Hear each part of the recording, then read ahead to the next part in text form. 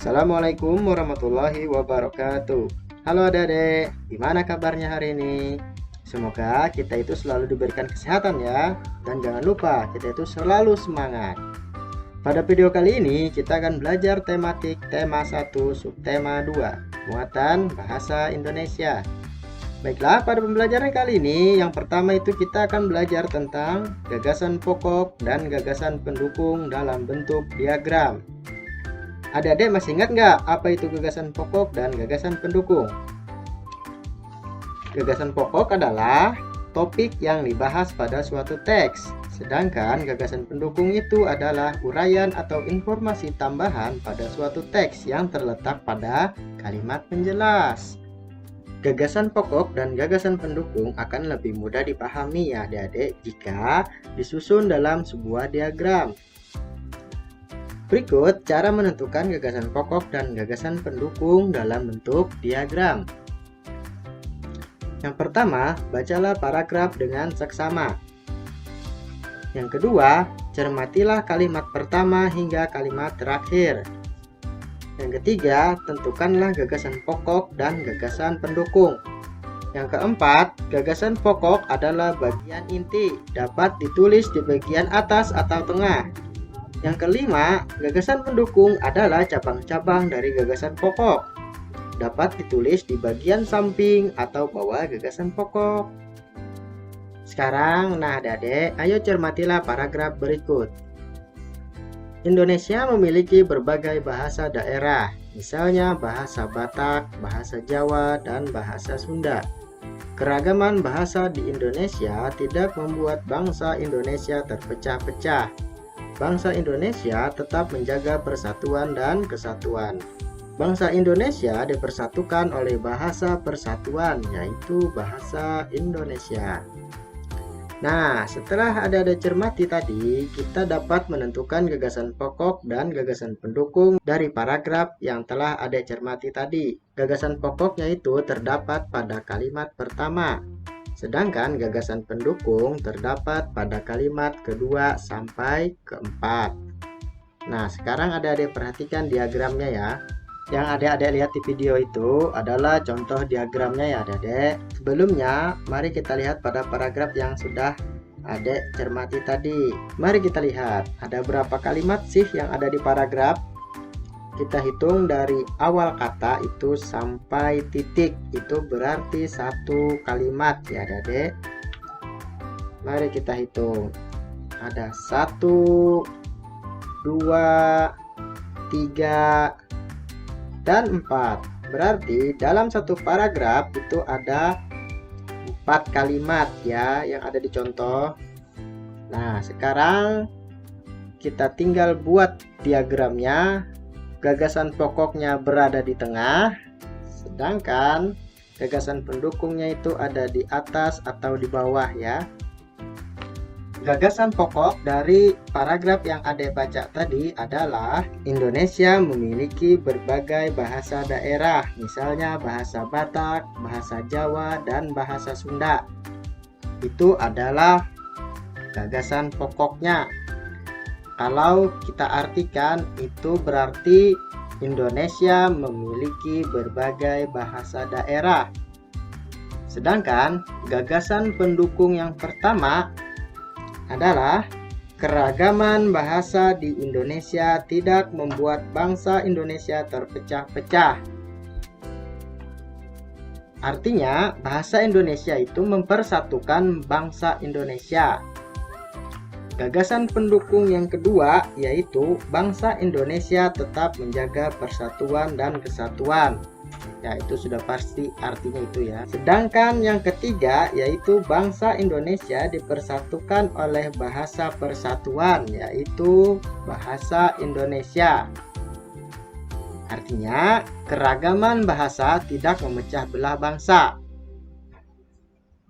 Nah, adik-adik, inilah contoh gagasan pokok dan gagasan pendukung dalam bentuk diagram. Selanjutnya, kita akan belajar tentang gagasan pokok dan gagasan pendukung dalam bentuk tabel. Untuk cara mencarinya itu sama seperti cara mencari gagasan pokok dan gagasan pendukung dalam bentuk diagram tadi ya Adik-adik. Cuman di sini berbentuk tabel. Dalam video ini sudah kita lihat contoh cerita yang berjudul Gelar Budaya di Sekolah. Pada cerita tersebut memiliki dua paragraf yang akan kita cari gagasan pokok dan gagasan pendukungnya. Mari kita lihat dari paragraf yang pertama. Gelar budaya di sekolah. Keragaman tidak hanya terdapat di lingkungan masyarakat, tetapi juga di lingkungan sekolah. Para siswa di sekolah Udin terdiri atas berbagai suku bangsa. Mereka berasal dari berbagai daerah di Indonesia. Ada siswa yang berasal dari Sumatera, ada siswa yang berasal dari Jawa, ada siswa yang berasal dari Kalimantan, Sulawesi, Nusa Tenggara, Papua, dan sebagainya. Setiap daerah memiliki budaya masing-masing. Nah, itu tadi paragraf pertama. Selanjutnya lanjut ke paragraf kedua. Sekolah sering mengadakan gelar budaya untuk memperkenalkan kekayaan budaya Indonesia kepada siswa. Misalnya, gelar pakaian daerah, gelar makanan tradisional, dan gelar musik tradisional. Pada saat gelar pakaian daerah, para siswa mengenakan pakaian daerah ke sekolah. Pada saat gelar makanan tradisional, para siswa membawa contoh makanan tradisional ke sekolah. Pada saat gelar musik tradisional, para siswa mengadakan pertunjukan musik daerah. Baiklah, setelah membaca kedua paragraf tadi, mari kita temukan gagasan pokok dan gagasan pendukung setiap paragrafnya ya adik-adik dengan menggunakan tabel. Cermati penulisan gagasan pokok dan gagasan pendukung berikut ini dalam bentuk tabel. Pertama, kita siapkan tabel kosong sesuai dengan jumlah paragraf yang akan dicari. Pada contoh cerita, terdapat dua paragraf, jadi buatlah 3 kolom ke bawah dan 3 kolom ke kanan. Kolom yang paling atas buatlah judul sesuai yang dicari, yaitu ada paragraf, gagasan pokok, dan gagasan pendukung. Kolom nomor 2 di bagian paragraf itu tulis nomor 1, membuktikan bahwa itu ada di paragraf nomor 1.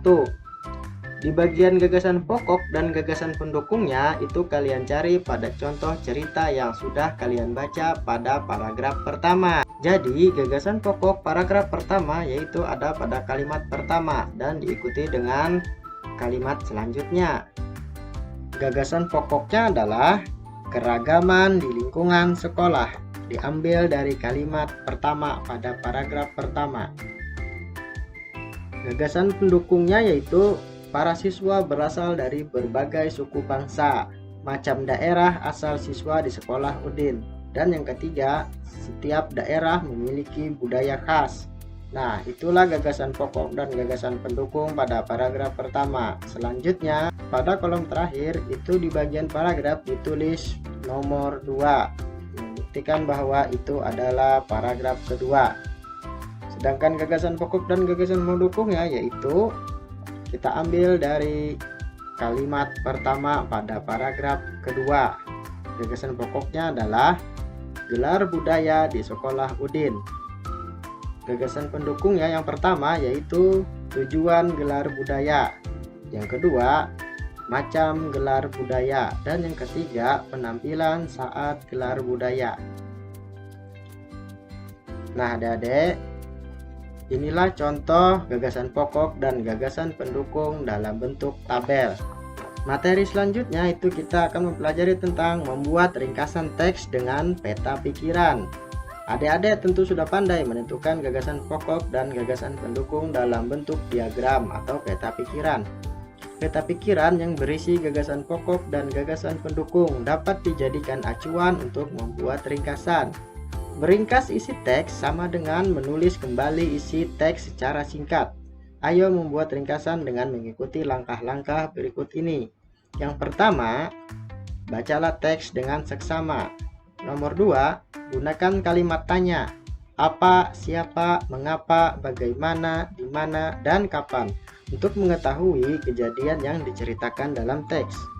Yang nomor 3, catatlah hal-hal penting yang kamu temukan saat membaca teks. Yang keempat, buatlah peta pikiran untuk mencatat gagasan pokok dan gagasan pendukung pada setiap paragraf. Yang kelima, buatlah ringkasan berdasarkan peta pikiran menggunakan bahasamu sendiri. Nomor 6, urutkan peristiwa harus sesuai dengan isi teks sebenarnya. Yang terakhir, nomor 7, gunakan kalimat yang ringkas. Hindarilah pengulangan kalimat dan bahasa yang tidak efektif. Nah, itulah cara membuat ringkasan teks dengan peta pikiran. Nah, sampai di sini dulu ya pembelajaran kita adik-adik. Untuk selebihnya itu nanti kita bahas ke pertemuan selanjutnya. Oh ya, jangan lupa pakai masker dan cuci tangan pakai sabun. Assalamualaikum warahmatullahi wabarakatuh.